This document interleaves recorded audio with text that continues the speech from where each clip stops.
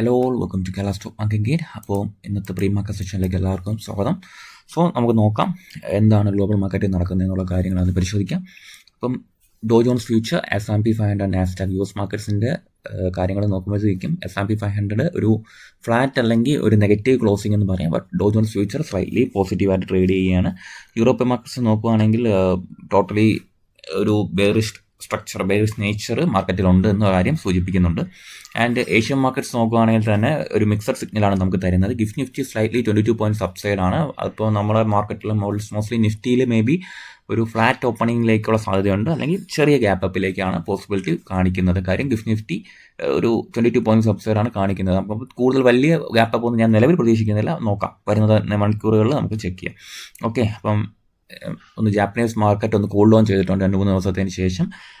ബാക്കി Asian markets എല്ലാം ഒരു മിക്സഡ് സിഗ്നൽ തരുന്നുണ്ട്. മോസ്റ്റ്ലി ബുള്ളിഷ് എന്നുള്ള രീതിയിൽ തന്നെയാണ് നിൽക്കുന്നത്. ഓക്കെ, അപ്പം നിഫ്റ്റിയിലെ ലെവൽസ് ഒക്കെ ഒന്ന് പരിശോധിക്കാം. നിഫ്റ്റി നമ്മൾ ചർച്ച ചെയ്ത പോലെ തന്നെയാണ്. നിഫ്റ്റി ഒരു കൺസോളിഡേഷനിൽ ഇന്നലെ കടന്നു പോയിരിക്കുകയാണ്. വലിയ മൂവ്മെൻറ്റ്സ് ഒന്നും ഇല്ലാത്തൊരു ദിവസമായിരുന്നു ഇന്നലെ. അപ്പോൾ നമുക്ക് ടോട്ടലി നോക്കുകയാണെങ്കിൽ ഫ്രഷ് മൂവ്മെൻറ്റ്സ് നമുക്ക് എവിടെ എക്സ്പെക്ട് ചെയ്യാമെന്നുള്ള കാര്യം നമുക്കൊന്ന് പരിശോധിക്കേണ്ടതായിട്ടുണ്ട്.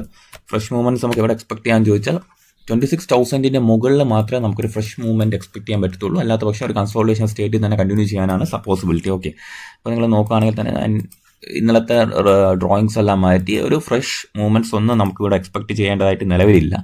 എന്തായാലും മാർക്കറ്റ് ഈ ഒരു സോൺ ഒന്നുകിൽ 26,000 ബ്രേക്ക് ചെയ്യണം, അല്ലെങ്കിൽ ഈ ഒരു താഴത്തെ സോൺ ബ്രേക്ക് ചെയ്യണം. ഈ രണ്ട് സോൺസ് ബ്രേക്ക് ചെയ്താൽ മാത്രമേ നമുക്കൊരു ഫ്രഷ് മൂവ്മെൻറ്റ് എക്സ്പെക്ട് ചെയ്യേണ്ടതായിട്ടുള്ളൂ.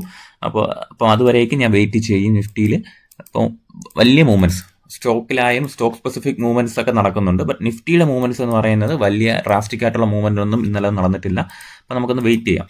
അപ്പം ഈ ഒരു ഏരിയ ബ്രേക്ക് ചെയ്യുവാണെങ്കിൽ 25,880 ബ്രേക്ക് ചെയ്യുവാണെങ്കിൽ ഈ താഴത്തെ സോൺ 25,820 എന്നുള്ള അല്ലെങ്കിൽ 800 റേഞ്ചിലേക്ക് മാർക്കറ്റ് മേ ബി വന്നേക്കാം.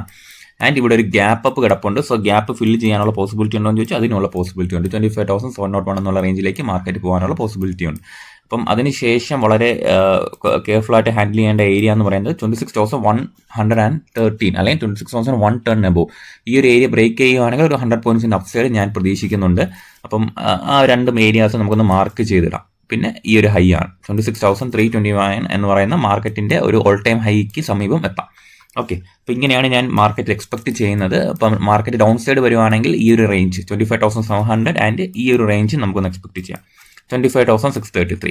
മാർക്കറ്റിനെ ഹോൾഡ് ചെയ്യാവുന്ന സോൺസ് ഞാൻ നിഫ്റ്റിയിൽ വളരെ മൈനറായിട്ട് ഇത്രയും മാത്രമേ കണക്കാക്കുന്നുള്ളൂ. ബാക്കി എന്ത് മൂവ്മെൻറ്റ്സ് ഉണ്ടായാലും അത് നമുക്ക് എപ്പം ലൈവ് മാർക്കറ്റിൽ ടെലിഗ്രാം ഗ്രൂപ്പിൽ ചർച്ച ചെയ്യാം. സോ വളരെ ഇമ്പോർട്ടൻ്റ് ആയ മറ്റൊരു കാര്യം എന്ന് പറയുന്നത് നമ്മുടെ പഴയ ചാനൽ ജസ്റ്റ് ഒന്ന് റിമൂവ് ആയിട്ടുണ്ട്. അത് ടെക്നിക്കൽ റീസൺസ് കാരണമാണ് മാറിയിട്ടുള്ളത്. അപ്പോൾ ഞാൻ പുതിയൊരു ചാനൽ ഓപ്പൺ ആക്കിയിട്ടുണ്ട് ടെലിഗ്രാമിൽ. ഇപ്പം കേരള സ്റ്റോക്ക് മാർക്കറ്റ് ഗൈഡ് എന്ന് പറയുന്ന ചാനലാണ് ഓപ്പൺ ആക്കിയിട്ടുള്ളത്. അപ്പം മോസ്റ്റ്ലി 60+ സബ്സ്ക്രൈബേഴ്സ് ആയിട്ടുണ്ട്. പഴയ മെമ്പേഴ്സ് എല്ലാം അതിലേക്ക് തിരിച്ചു വരണമെന്ന് ഞാൻ അഭ്യർത്ഥിക്കുകയാണ്. അപ്പം അതിൽ ലൈവായിട്ടുള്ള കാര്യങ്ങൾ, ട്രേഡ്സ് എല്ലാം നമ്മൾ പറ്റുന്ന പോലെയൊക്കെ ഷെയർ ചെയ്യുന്നുണ്ട്. വളരെ ഇൻഫോർമേറ്റീവ് ആയിട്ടുള്ള കാര്യങ്ങളെല്ലാം, കമ്പനികളുടെ റിസൾട്ട് ആൻഡ് ലൈവായിട്ട് ഞാൻ എടുക്കുന്ന പൊസിഷൻസ് എല്ലാം മാക്സിമം അപ്ഡേറ്റ് ചെയ്യാൻ ശ്രമിക്കാറുണ്ട്. അപ്പം 67 മോസ്റ്റ്ലി സബ്സ്ക്രൈബേഴ്സ് ഉണ്ട്. ജോയിൻ ചെയ്തിട്ടില്ലാത്തവർ ഉറപ്പായിട്ടും ഇപ്പോൾ തന്നെ കമൻറ്റ് ബോക്സിൽ ഞാൻ ലിങ്ക് അറ്റാച്ച് ചെയ്തിട്ടുണ്ട്. ആ ലിങ്കിൽ ക്ലിക്ക് ചെയ്ത് കഴിഞ്ഞാൽ ടെലിഗ്രാം ചാനലിലേക്ക് ലൈറ്റായിട്ട് പോകുന്നതായിരിക്കും. സോ എല്ലാവരും അതിലൊന്ന് ജോയിൻ ചെയ്യാൻ ശ്രമിക്കുക. വളരെ യൂസ്ഫുൾ ആയിട്ട് നിങ്ങളുടെ ട്രേഡിംഗ് ജേണിയിൽ ഹെൽപ്ഫുൾ ആയിരിക്കുമെന്ന് ഞാൻ കരുതുകയാണ്. ഓക്കെ, അപ്പോൾ ഇന്ന് നമുക്ക് കൂടുതൽ സ്റ്റോക്സ് ചർച്ച ചെയ്യേണ്ടതായിട്ടുണ്ടോ എന്ന് നോക്കാം. ഏതൊക്കെ സ്റ്റോക്സ്, ഏതൊക്കെ റിസൾട്ടുകളാണ് പരിശോധിക്കേണ്ടതെന്ന് നോക്കുമ്പോഴത്തേക്കും എനിക്ക് മനസ്സിലാവുന്ന കാര്യങ്ങൾ ഞാൻ പറഞ്ഞുതരാം.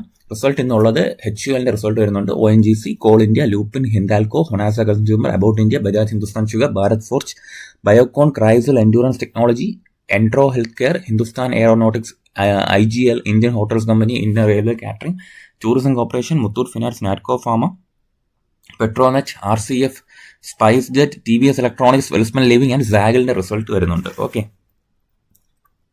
സോ ഈ കമ്പനികൾ ട്രേഡ് ചെയ്യുന്നവർ എന്തായാലും കെയർഫുൾ ആയിട്ടിരിക്കാം. LGയുടെ റിസൾട്ട് വന്നപ്പോഴത്തേക്കും പ്രോഫിറ്റിൽ സ്ലൈറ്റ്ലി നല്ല ഡ്രാസ്റ്റിക് ആയിട്ടുള്ള ഒരു ഡൗൺ സൈഡ് വന്നിട്ടുണ്ട്. LG ഇലക്ട്രോണിക്സിൽ 133 കോടിയിൽ നിന്നും 89 കോടിയിലേക്ക് ഈ പ്രോഫിറ്റ് സിങ്ക് ചെയ്തിട്ടുണ്ടെന്നുള്ളൊരു ന്യൂസ് ഉണ്ട്.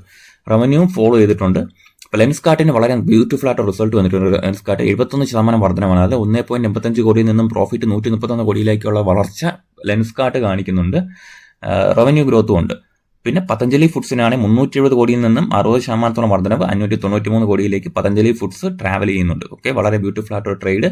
അതിൽ പതഞ്ജലിയിൽ ഞാൻ മാർക്ക് ചെയ്തിരുന്നു, ബട്ട് എടുത്തിട്ടില്ലായിരുന്നു, എൻട്രി ചെയ്തിട്ടില്ലായിരുന്നു. ഓക്കെ, അമരരാജ ബാറ്ററിയിലാണെങ്കിലും പ്രോഫിറ്റ് സ്ലൈറ്റ്ലി ഡൗൺ സൈഡ് ആണ്. Protean e government technologies. അപ്പം അറിയാം, വളരെ ഒരു സമയത്ത് എല്ലാവരുടെയും ഫേവറേറ്റ് കമ്പനി ആയിരുന്നു. സോ ചെറിയ രീതിയിലുള്ള ഡൗൺ സൈഡ് വന്നിട്ടുണ്ട്. റവന്യൂ ഗ്രോത്ത് ഉണ്ടെങ്കിലും പ്രോട്ടിയാൻ ഇ ഗവൺമെന്റിന്റെ പ്രോഫിറ്റ് ഡിക്ലൈൻ ചെറുതായിട്ടൊക്കെ ഉണ്ട്. ഓക്കെ, പിന്നെ കോൺകോർ ബയോടെക് റിസൾട്ട് വന്നിട്ടുണ്ട്. പിന്നെ നമുക്ക് ഏറ്റവും ഫേവറേറ്റ് ആയിട്ടുള്ള കമ്പനികൾ എന്ന് പറയുമ്പോൾ കിർലോസ്കർ ഓയിൽ എഞ്ചിൻസിന്റെ പ്രോഫിറ്റ് സ്ലൈറ്റ്ലി കൂടിയിട്ടുണ്ട്. 71% 111 കോടിയിലേക്ക് അത്യാവശ്യം നല്ലൊരു വർധന ഉണ്ടായിട്ടുണ്ട്.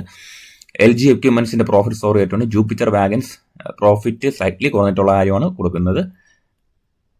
പിന്നെ ഗാർവെയർ ടെക്നിക്കൽ ഫൈബേഴ്സ് എന്ന കമ്പനിയിലാണ് പ്രോഫിറ്റ് സർജ് ഉണ്ടായിട്ടുണ്ട്. 47 കോടിയിൽ നിന്ന് 56 കോടിയിലേക്കാണ് റവന്യൂ ഇൻക്രീസ് ചെയ്തിട്ടുണ്ട്. പിന്നെ ഫേവറേറ്റ് കമ്പനികൾ ഇത്രയൊക്കെയാണ്, എല്ലാവരും ശ്രദ്ധിക്കുന്ന കമ്പനികൾ ഇത്രയൊക്കെയാണ്. ഓർക്ല ഇന്ത്യക്കാണ് പ്രോഫിറ്റ് സ്ലൈറ്റ്ലി ഡൗൺ സൈഡ് വന്ന കാര്യം കൊടുക്കുന്നുണ്ട്. ഓക്കെ, പിന്നെ പ്രധാനപ്പെട്ട ന്യൂസ്, ശ്രദ്ധിക്കേണ്ട ന്യൂസ് എന്ന് പറയുന്നത്, പിന്നെ കെർനെക്സ് മൈക്രോസിസ്റ്റം ഇന്ത്യക്ക് ഒരു ഓർഡർ കിട്ടിയിട്ടുണ്ട്. ബനാറസ് ലോക്കോമോട്ടീവ് വർക്സിന്റെ ഭാഗമായിട്ട് 411 കോടിയുടെ ഓർഡറാണ് കിട്ടിയിട്ടുള്ളത്. ആ ഓർഡറിന് എന്താണ് ഇന്റന്റ് എന്ന് പറഞ്ഞു കഴിഞ്ഞാൽ installation, testing and commission of 505 unit of onboard Kavach as per RDSO specification. Kavach സിസ്റ്റവുമായിട്ട് ബന്ധപ്പെട്ട, റെയിൽവേയുടെ കവച് സിസ്റ്റവുമായിട്ട് ബന്ധപ്പെട്ട ഓർഡറാണ് കിട്ടിയിട്ടുള്ളത്. ഓക്കെ, അപ്പം അത്യാവശ്യം ട്രിഗേർഡ് സാധനങ്ങളൊക്കെ ഉണ്ട്. അപ്പം നമുക്ക് പതഞ്ജലിയുടെ ചാർട്ട് ഒന്ന് പരിശോധിക്കാം. ഞാനത് ഒരിക്കൽ മാർക്ക് ചെയ്തിരുന്നതാണ്, പക്ഷെ ഞാൻ ട്രേഡ് എടുത്തിട്ടില്ലായിരുന്നു. ജസ്റ്റ് നമുക്കൊന്ന് നോക്കാം പതഞ്ജലിയിൽ എന്താ നടക്കുന്നത് എന്നുള്ള കാര്യം. പതഞ്ജലി ഫുഡ്സ് അത്യാവശ്യം നല്ല റിസൾട്ട് വന്ന ശേഷം മാർക്കറ്റ് എങ്ങനെ ബിഹേവ് ചെയ്യുന്നു എന്നുള്ള കാര്യം നോക്കാം. ഓക്കെ, ഞാൻ പതഞ്ജലിയിൽ ട്രേഡ് എടുക്കാൻ വേണ്ടിയിട്ട് മാർക്ക് ചെയ്തിരുന്നു. കാര്യം അത്യാവശ്യം നല്ലൊരു ഡിമാൻഡ് ഏരിയയിൽ എത്തിയായിരുന്നു. സ്ട്രക്ചറിൽ നോക്കുവാണെങ്കിൽ നല്ല ഡൗൺ സൈഡ് ആണ് ഈ സ്റ്റോക്ക് വന്നുകൊണ്ടിരുന്നത്, കണ്ടില്ലേ? സ്ട്രക്ചറിൽ നോക്കുവാണെങ്കിൽ അത്യാവശ്യം നല്ല ഡൗൺ സൈഡ് വന്നുകൊണ്ടിരുന്നു. അവിടെ ഒരു ഡിമാൻഡ് ഏരിയയിൽ നിന്നും സ്റ്റോക്ക് റീറ്റെയിൻ ചെയ്ത് പോകാനുള്ള ശ്രമം നടത്തി. ഇപ്പം നോക്കുകയാണെങ്കിൽ പതഞ്ജലിയിൽ 521 മേ ബി റിസൾട്ട് വന്ന സ്ഥിതിക്ക് ഒരു മൂവ്മെന്റ് നമുക്ക് പ്രതീക്ഷിക്കാം. സോ എല്ലാവരും ഒന്ന് പതഞ്ജലി ഫുഡ്സ് ഇന്നത്തെ ദിവസം ഒന്ന് കെയർഫുള്ളായിട്ട് വാച്ച് ചെയ്യുക. മേ ബി നല്ല റിസൾട്ടൊക്കെ വന്നതുകൊണ്ട് തന്നെ പതഞ്ജലിയിൽ ഒരു മൂവ്മെന്റ് നമുക്ക് എക്സ്പെക്ട് ചെയ്യാവുന്നതാണ്. അപ്പോൾ എല്ലാവരും പതഞ്ജലി ഇന്ന് ഫോക്കസ് ചെയ്യുന്നതുകൊണ്ട് തെറ്റില്ലാന്നാണ് എൻ്റെ അഭിപ്രായം. ഓക്കെ, പിന്നെ എൻ്റെ ഫോക്കസിലുള്ളതെന്ന് പറഞ്ഞാൽ JK സിമെന്റ് ഞാൻ കുറച്ച് ദിവസമായിട്ട് വാച്ച് ചെയ്യുകയാണ്. JK സിമെന്റ് നിങ്ങൾ നോക്കിയേ ഒരു നല്ല 7500 റേഞ്ച് വരെയൊക്കെ പോയ ശേഷം സ്റ്റോക്ക് ഒരു ചെറിയൊരു പുൾ ബാക്ക് തന്നിട്ടുണ്ട്. ആ പുൾ ബാക്കിന് ശേഷം കൺസോളിഡേഷൻ നടത്തുകയാണ്. അപ്പോൾ 5371 ഈ ഒരു ഡിമാൻഡ് ഏരിയയിൽ നിന്നാണ് ഈ സ്റ്റോക്ക് ഇവിടെയാണ് സപ്പോർട്ട് എടുത്തേക്കുന്നത്. ആൻഡ് ഫ്രഷ് മൂവ്മെന്റ്സ് 6100 റേഞ്ചിന് മുകളിലായിരിക്കുമെന്ന് നമുക്ക് കരുതാം, അല്ലെങ്കിൽ 6032. ഈ ഒരു 6050 റേഞ്ചിന് മുകളിൽ തന്നെ അത്യാവശ്യം നല്ല ഫ്രഷ് മൂവ്മെന്റ്സിനുള്ള സാധ്യതയുണ്ട്. അപ്പോൾ എല്ലാവരും ഒന്ന് വാച്ച് ചെയ്യാൻ ഇട്ടേക്കുക ഇത് JK സിമെന്റ്. അപ്പോൾ എന്തായിരിക്കും JK സിമെന്റ് നടക്കുന്നതെന്നുള്ള കാര്യം നമുക്ക് വാച്ച് ചെയ്യാം. ഇപ്പോൾ എന്തായാലും ഒരു കൺസോളിഡേഷൻ ഫേസിൽ നിൽക്കുന്ന ഒരു സ്റ്റോക്കാണ്, അതുകൊണ്ടാണ് നമ്മൾ വാച്ച് ലിസ്റ്റിൽ എടുത്തിട്ടേക്കുന്നത് JK സിമെന്റ്സ്. ഓക്കെ, പിന്നെ ഉള്ള സ്റ്റോക്ക് എന്ന് പറയുമ്പോൾ എൻ്റെ ഫേവറേറ്റ് ആയിട്ടുള്ളത് ഇപ്പം ഇൻഫോബീനെ വാച്ച് ചെയ്യുന്നുണ്ട്. ഇൻഫോബീൻ എന്താ നടക്കുന്നത് എന്നുള്ള കാര്യം വാച്ച് ചെയ്യുന്നുണ്ട്. ഇൻഫോബീൻ ഒരു കൺസോളിഡേഷൻ ആണ്, കണ്ടോ? ഈ ഒരു സ്റ്റോക്സ് എല്ലാം ഒരു ഹൈ തന്ന ശേഷം തിരിച്ച് ഡൗൺ സൈഡ് വന്ന് കൺസോളിഡേറ്റ് ചെയ്യുന്നതാണ്. സോ ഇൻഫോബീൻ എൻ്റെ വാച്ച് ലിസ്റ്റിൽ ഇട്ടിട്ടുണ്ട് ഞാൻ. അപ്പം വേറെ സ്റ്റോക്സ് ഒക്കെ നമുക്ക് ലൈവ് മാർക്കറ്റ് ഡിസ്കസ് ചെയ്യാൻ ഞാൻ പറ്റുന്നതൊക്കെ ഇടുന്നുണ്ട്. പിന്നെ ഇന്നലെ ടെലിഗ്രാം ഗ്രൂപ്പിൽ ഡിസ്കസ് ചെയ്ത മാരിക്കോ എന്ന് പറഞ്ഞ കമ്പനി ഒന്ന് നമുക്ക് നോക്കാം.